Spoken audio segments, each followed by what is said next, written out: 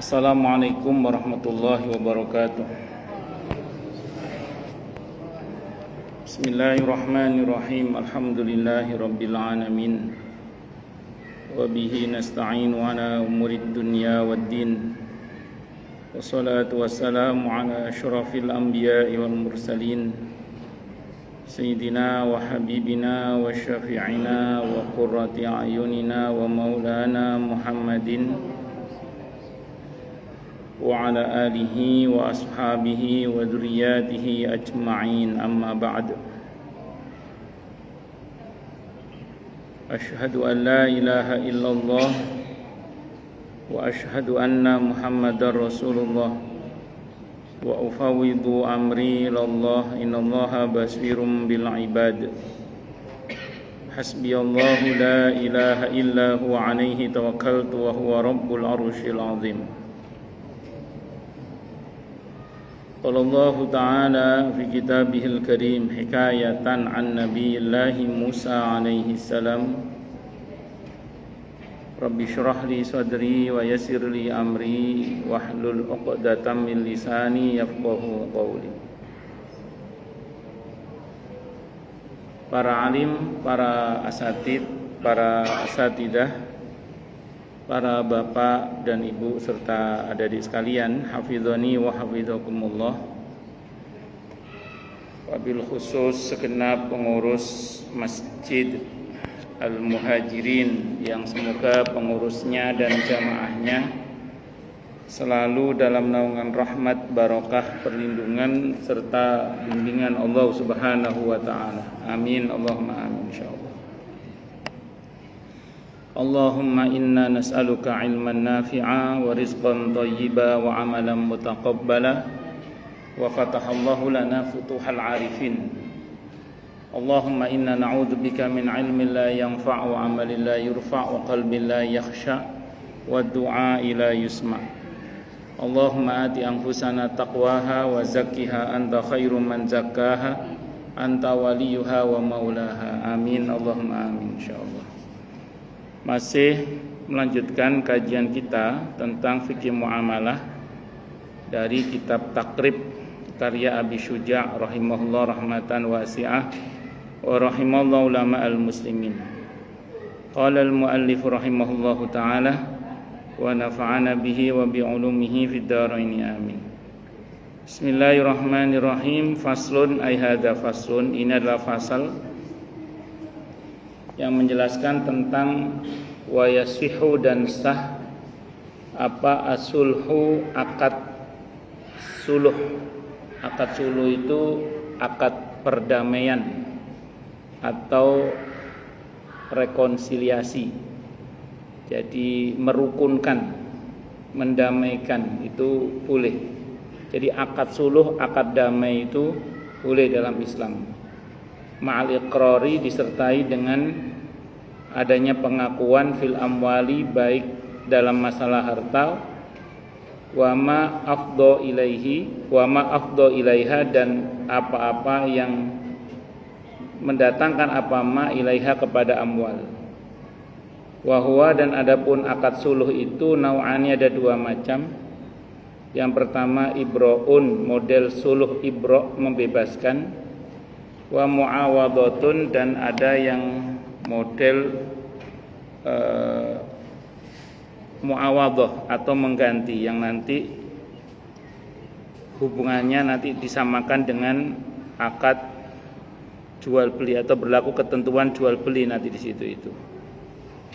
Sebagian ulama menambahkan ada suluh hibah nanti. Cuma kalau di kitab ini ada dua, namanya ulama ada yang menambahkan dengan ada istilah suluh hibah. Saya mau terangkan dulu yang pertama, akad damai itu secara umum, perdamaian itu secara umum bisa dicapai dengan cara linier, dan yang kedua bisa juga dengan cara zigzag atau enggak linier lah. Kalau yang linier seperti misalnya ada orang enggak bayar utang, bersengketa, terus ya sudah bayar utang kamu, itu linier namanya. Jadi solusinya orang yang nggak bayar utang disuruh bayar utang, itu linear, itu bukan akad suluh namanya. Yang memang namanya punya utang ya harus bayar utang gitu. Itu namanya linear. Jadi itu tidak masuk dalam akad suluh. Masuk dalam akad suluh itu nanti kalau solusinya itu tidak linear. Misalnya ada orang disuruh bayar utang tidak mau. Terus dari pihak yang menghutangi mengatakan, wis gini aja lah, asal kamu mau bayar ya, saya korting utang kamu 50%. Kamu bayar separuhnya aja deh, yang separuh aku bebaskan. Nah, itu baru namanya suluh, akad suluh nanti. Itu seperti itu. Nah, demikian juga dalam akad-akad yang lain. Kalau solusinya linear, ya bukan suluh namanya, memang keharusannya begitu. Ada orang jual beli belum bayar, dipaksa bayar, ya bukan suluh namanya. Memang kalau belum bayar harus bayar memang. Nah, tapi bahwa kemudian ada orang yang memberikan keringanan di dalam pembayaran, itu persoalan lain nanti. Itu pernah masuk dalam akad suluh nanti itu. Atau masuk dalam akad salam dan yang lain-lain. Nah, itu nanti dalam masalah warisan itu juga sama.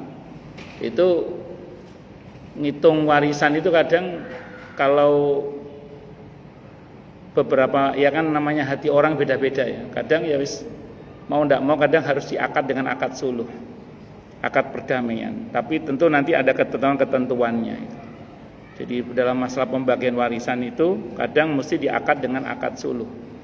Walaupun nanti tetap sesuai dengan koridor ya, tidak lantas menghalalkan yang haram atau mengharamkan yang halal. Karena dalam masalah ini ketentuannya adalah tidak boleh nanti menghalalkan yang haram atau mengharamkan yang halal.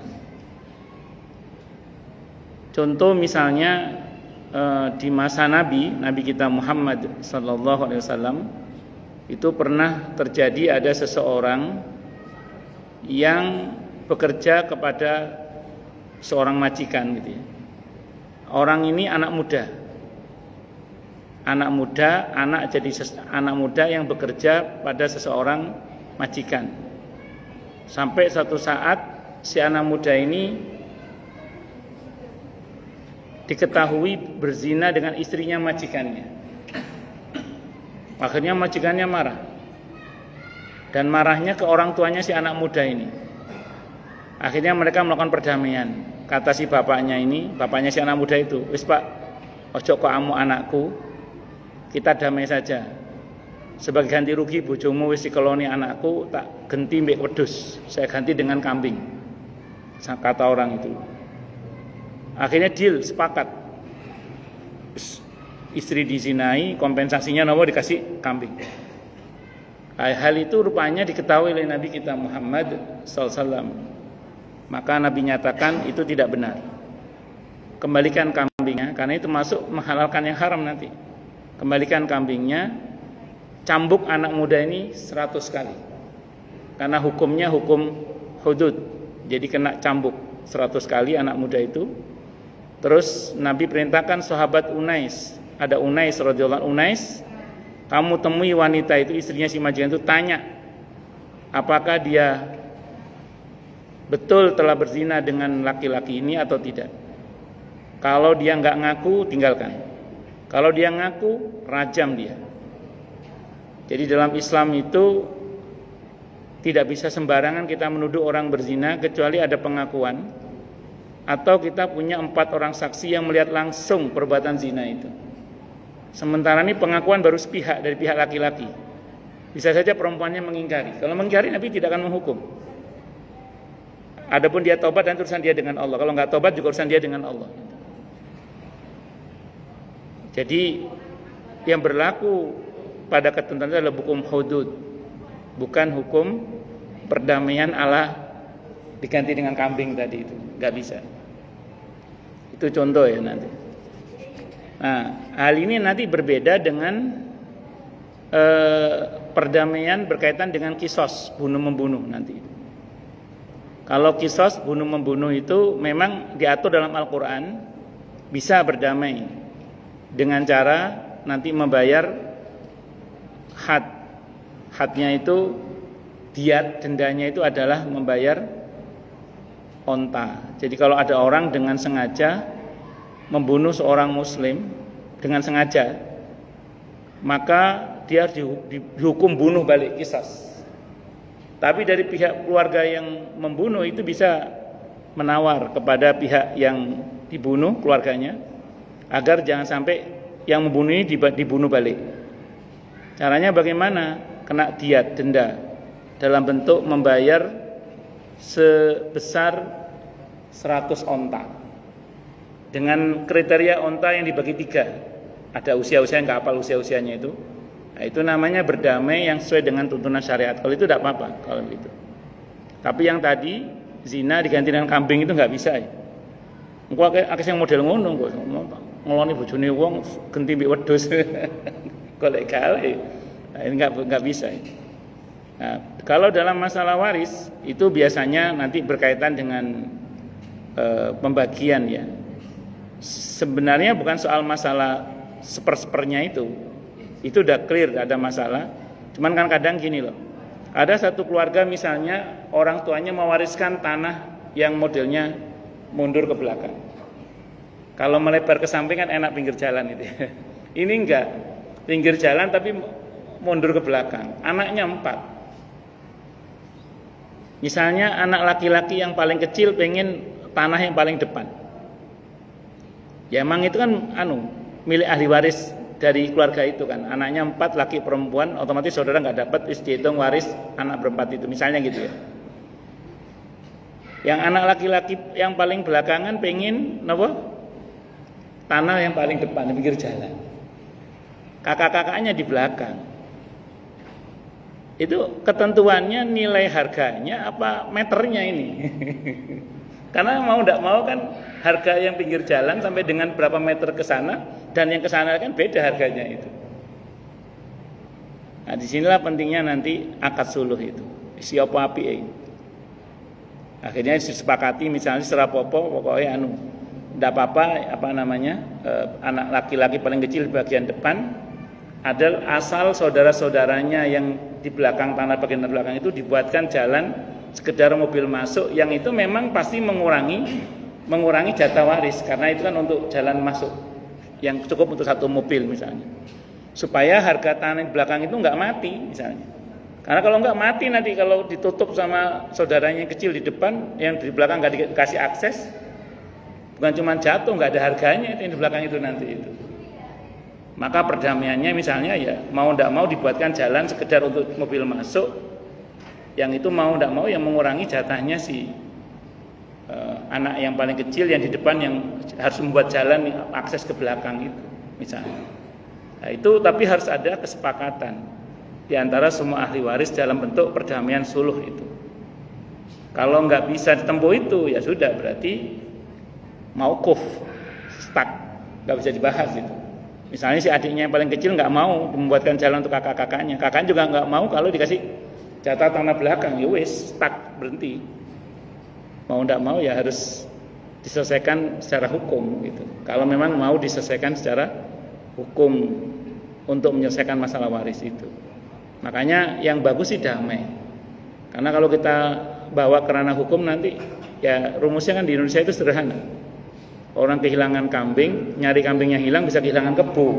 Kan seperti itu. Wis mending damai wae lah. Siapa apike ngono. Nah, itu namanya akad suluh namanya. Saya ulang, hal itu dibenarkan selama tidak menghalalkan yang haram atau mengharamkan yang halal. Dan dalam Al-Qur'an di surah An-Nisa 128 dinyatakan wasulhu khair. Suluh itu baik menurut Al-Qur'an. Jadi menggunakan akad damai atas sengketa itu lebih baik. Dalam Al-Qur'an demikian dikatakan. An-Nisa ayat 128. Wa qauluhu sallallahu alaihi wasallam, dan sabda Nabi kita Muhammad sallallahu alaihi wasallam, kata Nabi, as-sulhu jaizun. Suluh akad damai itu boleh bainal muslimina, di antara kaum muslimin, illa sulhan harrama halalan au ahalla haraman, kecuali perdamaian yang menghalalkan yang haram, mengharamkan yang halal, atau menghalalkan yang haram, tidak boleh. Wal muslimun, dan adapun kaum muslimin itu ala syurutihim, menurut syarat yang mereka tetapkan. Jadi kaum muslimin boleh bermusyawarah untuk menetapkan syarat-syarat di antara mereka, kesepakatan-kesepakatan sosial yang dibuat di kalangan kaum muslimin itu boleh, tidak ada masalah. Illa syartan harrama halalan aw ahalla haraman, kecuali syarat yang menghalalkan yang haram, mengharamkan yang halal atau menghalalkan yang haram. Rawahu at-Tirmidzi, hadis ini diriwayatkan Imam At-Tirmidzi, hadis nomor 1352. Wa qala, dan beliau berkata, hadza hadisun hasanun sahihun, ini hadisnya hasan sahih. Walaupun di dalam hadis ini disebut tentang suluh antara kaum muslimin, namun secara umum di dalam fikih pembahasan tentang suluh itu bisa satu, mendamaikan antara kaum muslimin dan kaum kafir, itu juga bisa. Jadi akad damai bisa dilakukan antara muslimin dan orang-orang di luar Islam. Contohnya mana Ustadz? Di perjanjian Hudaybiyah, suluh Hudaybiyah. Suluh Hudaybiyah itu pihak Madinah, kaum muslimin, dalam hal ini Rasulullah Muhammad sallallahu alaihi wasallam, menyepakati perjanjian damai yang dibuat dengan pihak kafir Mekah. Itu contohnya. Dan kita tahu dalam perjanjian Hudaybiyah itu kasat mata tampak perjanjiannya itu merugikan kaum muslimin, poin-poinnya. Kita kalau baca perjanjian suluh Madinah itu, perdamaian damai Hudaybiyah itu poin-poinnya secara kasat mata tampak merugikan kaum muslimin. Beberapa para sahabat mengusulkan perang. Tiba-tiba turun ayat yang menyatakan perintah untuk Nabi menyepakati perjanjian damai itu. Di surah Al-Anfal ayat 61 kalau enggak salah itu. Wa in janahu lisalmi fajnah laha wa tawakkal 'ala Allah. Kalau mereka ngajak kamu damai wahai Nabi, turuti. Akhirnya Nabi tanda tangan, dan kekhawatiran para sahabat terjadi ya. Itu tahun ke-6 Hijrah Nabi tanda tangan perjanjian damai Hudaybiyah. Sahabat khawatir Nabi ditipu, ternyata benar tahun ke-7 Nabi ditipu. Ada sekutu Madinah, suku Rifa'ah diserang oleh suku Quraisy, sekutunya Quraisy. Berarti perjanjian dilanggar. Tahun ke-7 Hijrah. Maka tahun ke-8 Hijrah terjadi Fathu Mekah. Jadi nampak kemudian Nabi ditipu, tapi alih-alih Nabi celaka, Nabi selamat, dan justru akhirnya terjadi Fathu Mekah pada tahun ke-8 Hijrah tanpa ada pertumpahan darah. Tapi kata kuncinya pada boleh membuat perjanjian damai antara kaum muslimin dengan orang-orang di luar Islam. Dipersilahkan. Makanya nanti dalam Islam itu ada namanya kafir mu'ahad. Kafir mu'ahad itu kafir yang terikat perjanjian damai antara kaum muslimin dengan mereka. Di samping ada kafir dhimmi, itu seperti itu. Kemudian yang kedua, mendamaikan antara seorang pemimpin dan pemberontak. Ini pernah terjadi antara kekhalifahan Sayyidina Ali bin Abi Thalib radhiyallahu an dengan pihak Muawiyah radhiyallahu an, yang saat itu terjadi perjanjian damai di Dumatul Jandal. Ada konflik antara Sayyidina Ali bin Abi Thalib radhiyallahu an dan Sayyidina Muawiyah radhiyallahu an. Itu kemudian ada perjanjian damai di Dumatul Jandal. Sempat damai, tapi ada kelompok namanya Khawarij yang memprovokasi perpecahan di antara keduanya sampai pecah perang lagi, dan hampir-hampir Siti Aisyah menjadi korbannya, padahal beliau berusaha mendamaikan di antara dua pihak yang sedang bertikai saat itu. Nah, terus kemudian mendamaikan antara suami dan istri. Ini juga diperkenankan. Seperti yang terjadi pada Siti Saudah radhiyallahu anha yang mensedekahkan waktunya untuk Siti Aisyah radhiyallahu anha demi agar supaya beliau tetap dipertahankan sebagai istri Nabi kita Muhammad SAW hingga akhir hayat, atau tentunya berharap hingga surga nanti. Karena Siti Saudah radhiyallahu anha ceritanya ada rasa khawatir kalau beliau dicerai oleh Nabi kita Muhammad SAW, karena beliau sudah sepuh. Beliau tidak mau dalam hati dicerai oleh Nabi, makanya beliau pengen jadi istri Nabi hingga akhir hayat, hingga surga tentunya. Karena kalau jadi istri Nabi sampai akhir hayat kan berarti ada potensi jadi istri Nabi di surga nanti. Maka untuk mengantisipasi itu, padahal Nabi tidak ada rencana menceraikan istrinya, cuman kekhawatiran saja. Maka kemudian beliau menyampaikan kepada Nabi bahwa demi agar supaya beliau dipertahankan sebagai istrinya sampai akhir hayat beliau hingga surga bahkan, maka beliau mempersilahkan Nabi untuk berbagi waktu yang harusnya untuk beliau itu untuk Siti Aisyah radhiyallahu anha. Itu namanya perjanjian suluh damai antara suami dan istri. Atau dalam bentuk-bentuk yang lain selama tadi tidak menghalalkan yang haram atau mengharamkan yang halal misalnya. Terus kemudian yang keempat, mendamaikan dalam interaksi muamalah sesama manusia. Ya, tadi saya katakan terkait dengan masalah hutang piutang, masalah sengketa tanah, sengketa rumah. Nah, itu nanti bisa diselesaikan dengan menggunakan akad suluh. Fal ibra'u, maka adapun akad suluh dengan model ibra' pembebasan adalah iqtisaruhu min haqqihi ala ba'dihi, yaitu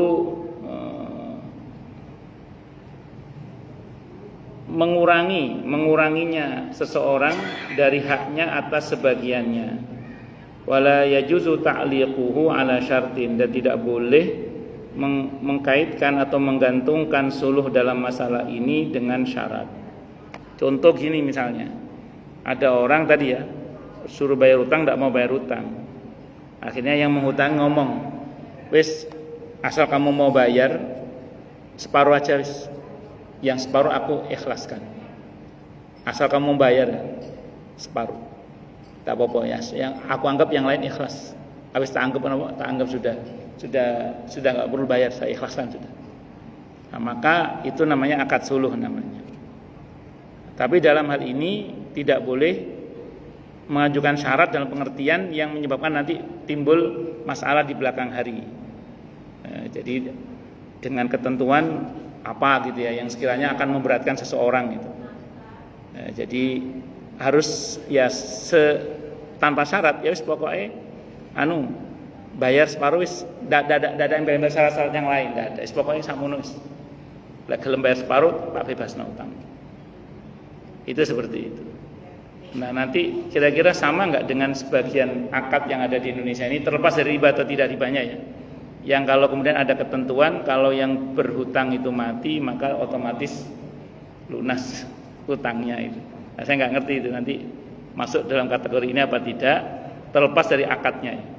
Tapi kalau merujuk pada ketentuan ini bisa juga. Malah ini tidak hanya sebagian, mengikhlaskan secara keseluruhannya. Dengan catatan kalau kemudian yang berhutang itu mati dianggap lunas.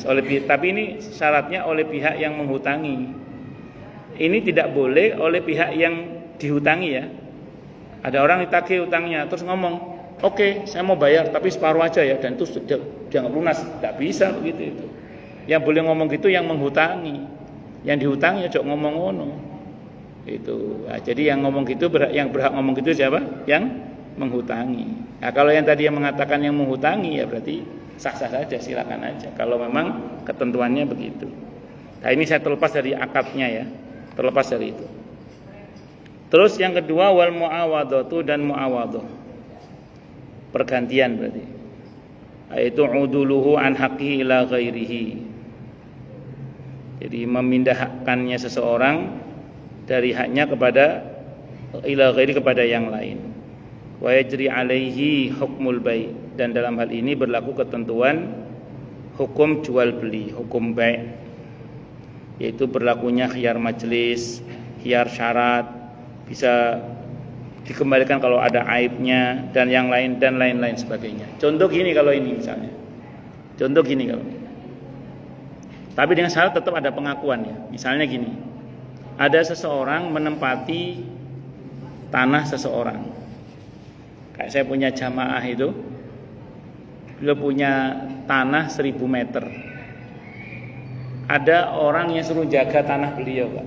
Disuruh jaga tanah beliau. Awalnya cuma suami istri 2 orang, sama anaknya yang masih kecil. Lama-lama anaknya kan gede, nikah, dibangunkan rumah di sebelahnya, di tanahnya majikannya itu. Nanti rupanya adiknya gede juga, nikah, dibangunkan rumah lagi, sampai makan 200 meter. Makan 200 meter.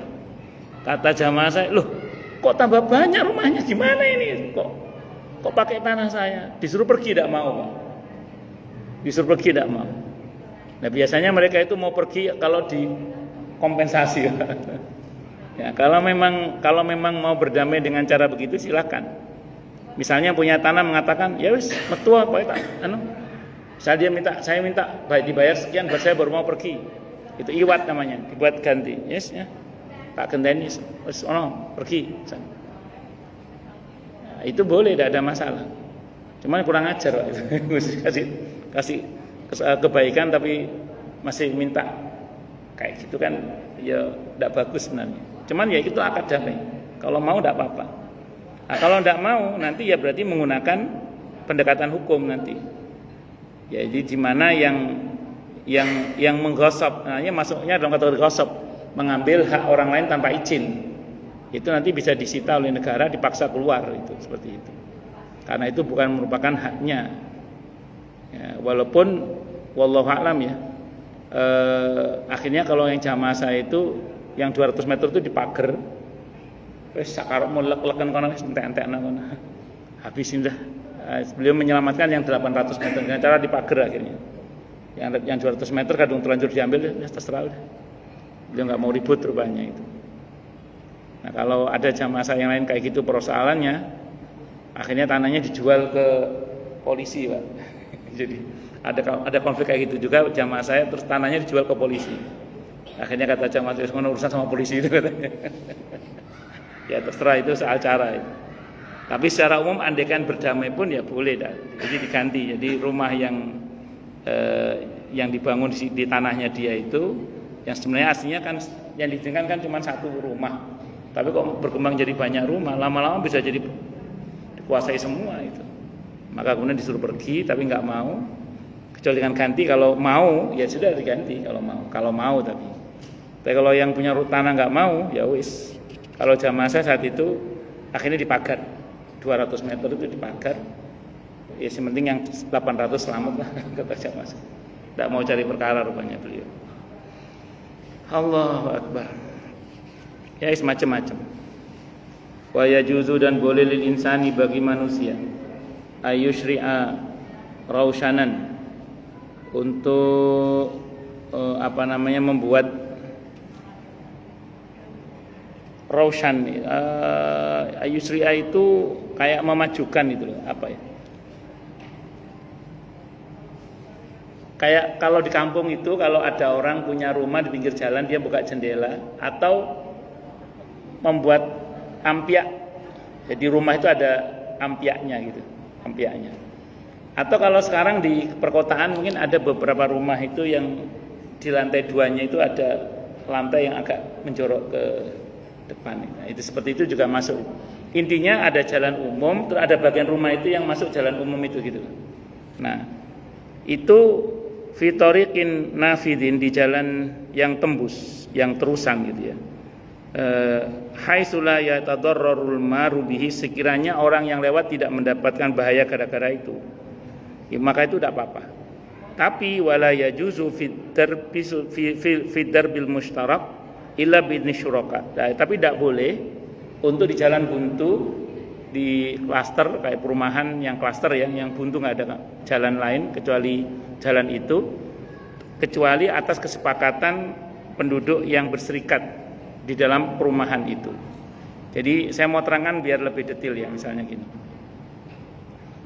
Fakta di lapangan ada sebagian orang itu yang kadang membuat bagian rumahnya itu, bagian atasnya ya, saya nggak ngomong bagian bawah. Bagian atasnya itu kadang kalau orang Jawa dulu ada ampiaknya gitu. Ada bagian rumah yang lebih gitu ya. Ampiak namanya. Atau tritis atau apa namanya lah istilahnya. Nah, kadang mereka juga buka jendela di kampung-kampung itu. Padahal itu ada jalan umum. Nah, kalau jalan umum itu jalan tembus dan sekiranya perbuatan itu tidak mengganggu para pelintas jalan, maka itu diperbolehkan. Tapi saya ulang, ini saya ngomong bagian atas ya, bukan ngomong bagian bawah. Nanti setelahnya soal ada bagian bawah. Kalau bagian bawah itu tidak boleh kita memajukan seenaknya masuk ke wilayah umum, jalan umum. Itu tidak boleh. Karena itu berarti memakan hak umum gitu. Tapi kalau atas, yang bagian atas, selama tidak mengganggu bagi orang yang akan melintas jalan itu, maka tidak ada masalah. Tapi kalau itu klaster, di mana perumahan itu memang milik pemilik orang-orang yang ada di klaster itu, terus jalannya memang biasanya kan jalan buntu, nggak ada jalan lain. Kok kemudian orang membuat hal seperti itu? Selama atas izin penduduk sekitar, atas serikat semuanya sepakat, tidak ada masalah. Tapi kalau penduduk sekitar tidak terima, maka tidak boleh. Nah, sekarang kalau problem di kita itu mengganggu dan tidak mengganggu itu ukurannya apa? Ya sekarang gini, kalau yang lewat mobil kecil di jalanan umum mungkin tidak ada masalah. Beberapa orang yang memajukan bagian atas rumahnya misalnya gitu ya, itu mungkin tidak ada masalah. Tapi menjadi masalah kemudian kalau yang harus lewat adalah truk melon yang bawa yang gede itulah harus lewat situ nanti misalnya, karena ada rumah tetangga yang harus dicor misalnya. Ya, menjadi masalah adalah ketika nanti mobil-mobil yang box yang besar nganter paket orang menjadi terhalang gara-gara dimajukan. Nah, itu kan menjadi problem nanti. Nah, kalau sekiranya itu menjadi masalah, maka itu tidak boleh. Tapi kalau selagi tidak ada masalah, maka itu dipersilahkan. Itu seperti itu. Nah, jadi kalau yang bagian atas saya ulang ya, tapi saya ulang tidak berlaku untuk bagian bawah. Kalau bagian bawah pintu rumah misalnya tidak boleh dengan sengaja dimajukan dalam pengertian menjorok ke jalan, dan itu memakan jalan umum, itu tidak boleh. Nah, demikian juga nanti berkaitan dengan yang lain-lain. Makanya kan nanti ada ketentuan, barang siapa yang memakan harta orang lain, makan tanah, ngempet kalau bahasa Jawanya, bahasa sini ngempet ya, ngempet tanah orang, itu sejengkal ditarik ke bumi lapis 7 untuk dikalungkan nanti kepada dia di hari kiamat. Naudzubillahi minasyaitonir rajim. Makanya hati-hati, lihat kembali luas tanah sertifikat rumah kita, jangan sampai ngempet hak umum, jangan sampai ngambil hak umum ya, jangan terlalu dimajukan sampai memakan hak umum. Itu seperti itu, termasuk jalan. Sebenarnya kalau mau kita teruskan lagi, nun sewu nggih, termasuk beberapa orang yang mobilnya diletakkan di pinggir jalan. Kalau sekali waktu parkir mungkin tidak apa-apa, tapi dino-dino ndek kono. Nah, akhirnya mau tidak mau yang harusnya jalanan itu bisa dipakai untuk 3 mobil atau 2 mobil bersalipan bisa, jadi nggak bisa kemudian gara-gara 1, 2, 3 orang dengan sengaja meletakkan mobilnya di jalanan terus. Nah, itu kan zalim, makan hak orang lain itu namanya. Makanya ya bersyukurlah pada Allah kalau di lingkungan sini misalnya masjid menyediakan halamannya untuk parkir mobil masyarakat. Nah, tapi kalau kemudian orang lebih memilih parkir depan rumahnya dan karenanya mengganggu orang lain, itu sebenarnya masuk dalam kategori zalim. Itu seperti itu. Makanya harus hati-hati. Ya bagaimana Ustaz kalau masyarakatnya mengizinkan? Berlaku ketentuan la dharara wa la dirara. Tidak boleh berbuat sesuatu yang membahayakan orang lain dan membahayakan dirinya sendiri, itu tidak boleh. Jadi kalau itu dirasa membahayakan, maka itu tidak boleh. Secara umum itu makan hak orang lain sebenarnya. Wallahu a'lam bishawab. Nggih. Monggo silakan yang mau tanya, protes, marah boleh silakan. Masalahnya atau masalah lain? Monggo Pak Haji. Masalah zihar dan kafaratnya. Oh, zihar dan kafaratnya. Zihar dan kafaratnya bisa enggak suami Baik. Zihar itu kalau dalam kitab Al-Umnya Imam Syafi'i, itu seorang suami ketika bosan kepada istrinya, dia berkata kepada istrinya, anti alayya ka zahri ummi, kamu bagiku seperti punggung ibuku. Ini masuk dalam kategori zihar. Zihar kalau di masa jahiliyah awalnya langsung cerai, itu cerai langsung. Tapi di masa Islam kemudian itu tidak otomatis berlaku cerai, akan tetapi dikembalikan kepada pada akhirnya suaminya mau lanjut apa mau cerai. Jadi kalau suaminya menyatakan menyesal atas pernyataan ziharnya itu, maka suaminya bisa kembali rujuk kepada istrinya, tapi memang ada dendanya. Sebentar Pak, saya kok lupa dendanya zihar itu.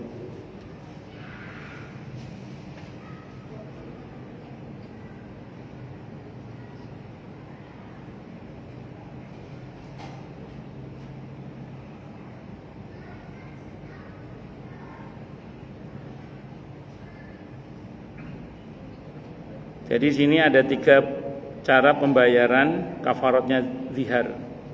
Yang pertama, memerdekakan budak, berpuasa 2 bulan berturut-turut, atau memberi makan 60 orang miskin.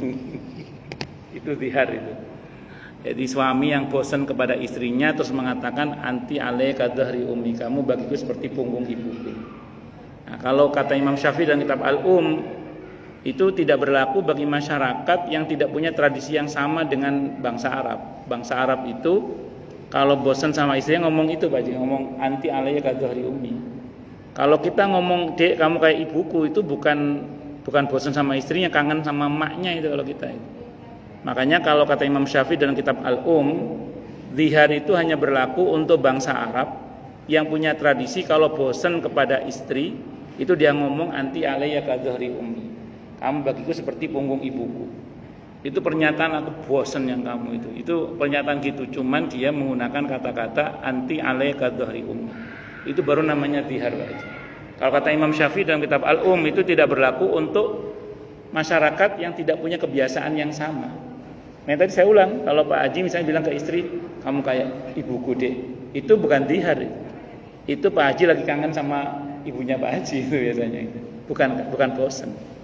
Jadi anti alaika dhahri ummi itu kalimat zihar, statement orang Arab kalau bosan kepada istrinya. Ngoten. Wallahu a'lam.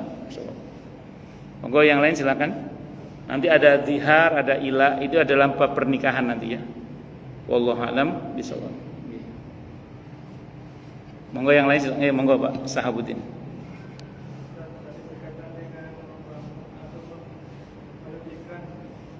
Bangunan.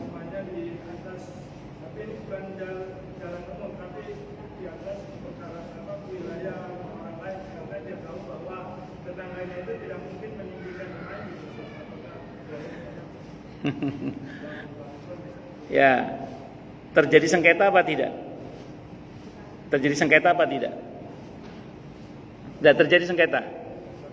Ya, kalau nggak terjadi sengketa dan si keluarga, si orang yang tanahnya terpakai di bagian atasnya itu dia tidak merasa terganggu dan dia fine aja, ya nggak ada masalah.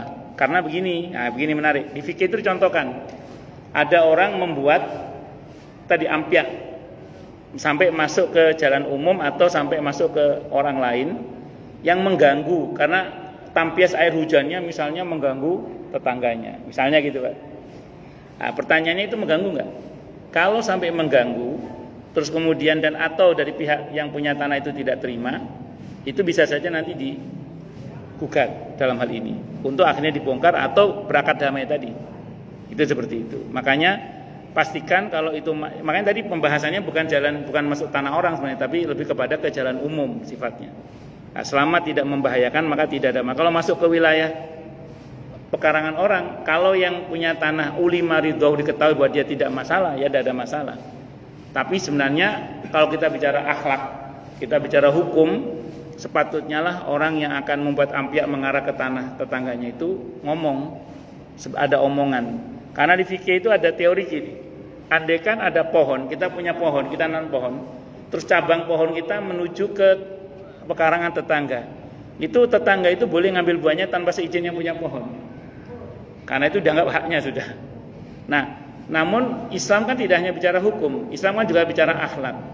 Ada baiknya yang punya pohon ngomong lah, Pak, ini mohon maaf dahan pohon saya masuk ke pekarangan Bapak, kalau ganggu saya potong ya. Oh enggak apa-apa, enggak ganggu, enggak apa-apa. Bisa kalau enggak ganggu, silakan, kalau berbuah diambil aja Pak. Kan ada omongan enak. Walaupun secara hukum enggak usah ngomong pun, si orang yang pekarangannya kemasukan pohon tetangga itu boleh ngambil buahnya tanpa seizin yang punya rumah. Nah, apalagi ini Pak, membuat dak yang mengarah ke tanah tetangga. Makanya ini kalau dari pihak yang punya tanah tidak terganggu dan dia merasa tidak ada masalah, ya silakan aja. Tapi kalau sesaat dia terganggu, tentu itu tidak diperkenankan. Dan secara hukum tentu sepatutnya kita ngomong, jangan tidak ngomong. Apalagi kalau dak itu kemudian mengganggu orang yang di bawahnya, misalnya tampias air hujannya menjadi lebih besar misalnya begitu. Wallahu a'lam bishawab. Gitu. Ngoten nggih? Monggo yang lain silakan. Ada orang itu bikin, yaitu ampiak sampai ke jalan umum.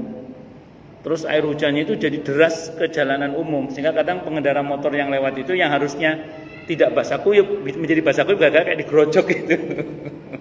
Jadi makanya kalau buat itu, buatlah yang sekiranya tidak menyulitkan orang yang melintas. Ya mbok ya apa carane, apa dikekno, ya apa lah paralon tak gimana supaya tidak mengganggu orang yang lewat di jalanan itu. Saya kira itu, wallahu alam bisawab. Karena kalau mengganggu nanti berlaku hadis la darara wala dirara. Tidak boleh berbuat sesuatu yang membahayakan dirinya dan orang lain. Wallahu alam bisawab. Ada lagi yang lain mungkin, monggo kalau ada.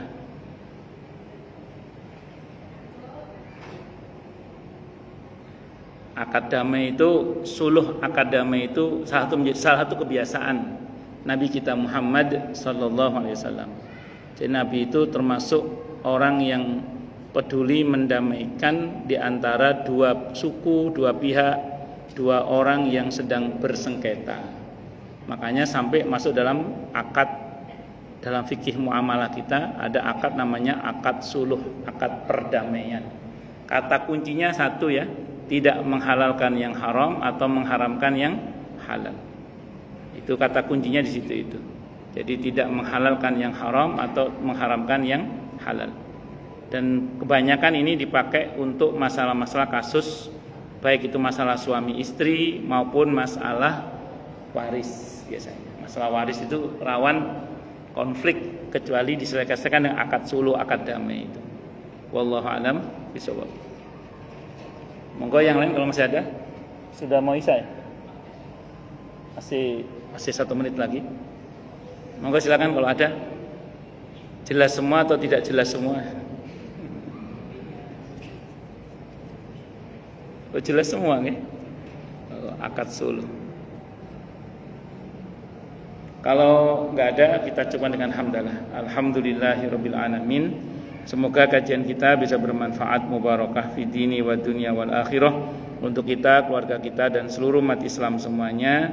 Dan mudah-mudahan kita semua dijadikan oleh Allah sebagai orang-orang yang sukses dunia akhirat, selamat dunia akhirat, bahagia dunia akhirat, dan dipermudah setiap urusan kita oleh Allah fi dini wa dunya wal akhirah.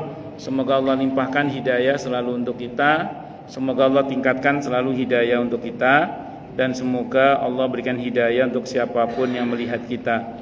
Subhanakallahumma bihamdika asyhadu an la ilaha illa anta astaghfiruka wa atubu ilaik. Sallallahu alaihi Muhammad wa ala alihi wasallam. Saya mohon maaf. Wassalamualaikum warahmatullahi wabarakatuh.